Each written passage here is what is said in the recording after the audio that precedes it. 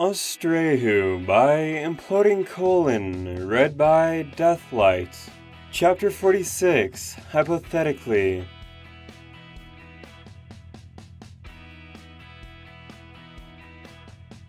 Do you like my new badge?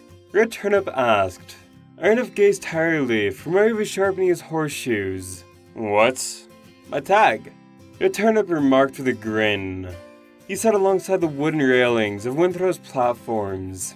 After polishing a shiny brass namepiece in the center of his leather armor, he proudly uttered, It's an alternative to the one I was wearing on our last trek. I think it'll bring us good luck. Arnav snorted. I think it sucks. You think everything sucks. That's why I don't get paid as much as Full Shot. Red, you don't get paid as much as Full Shot either. Yeah, but at least I don't have a wife who hates my guts. You don't have a wife, period. Yeah, well, Red faded, frowned, and kicked a few flakes of wood out into the misty air of the mountainside. Nice job being badfather last night. Hey, I held my own. Besides, I was half awake. Yeah, more like half dead. I heard the Pegasus had to save your sorry flank again. So what if she did? Arnav murmured, gazing quietly at the metal shoes he was sharpening to a sturdy edge. At least she knew what she was doing. I think we jumped on her mane a little too quickly. If she was around town a little more often, heck, those creatures would finally let us be. Did you come to that assumption before or after she pulled you out of the Hydra's throat? Knock it off, dude. Arnav groaned. I'm not the only one who's been off his game lately. The way I see it, all of us could use some help. It just stinks having to admit it. One pace isn't enough to drive those freaky creatures away. If that was the case, I'm sure a little bit of colorful flames and pyrotechnics would have set them packing years ago. It's just that they keep coming. Arnav exclaimed with a frown.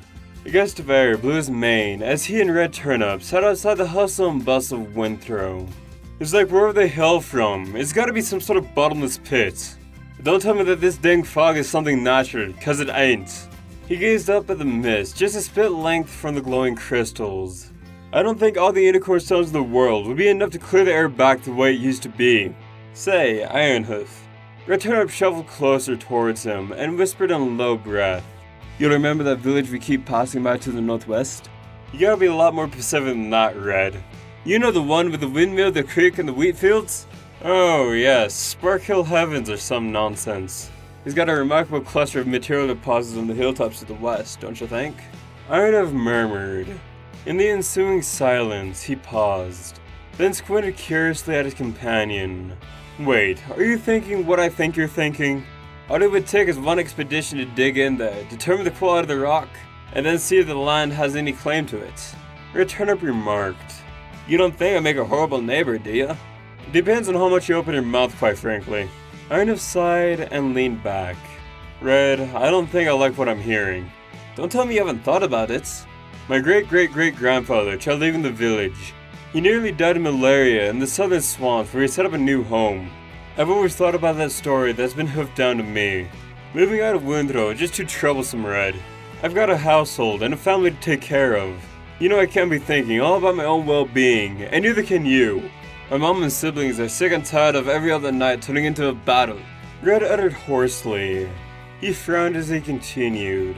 I'd rather brave malaria than those dang creatures again and again and again.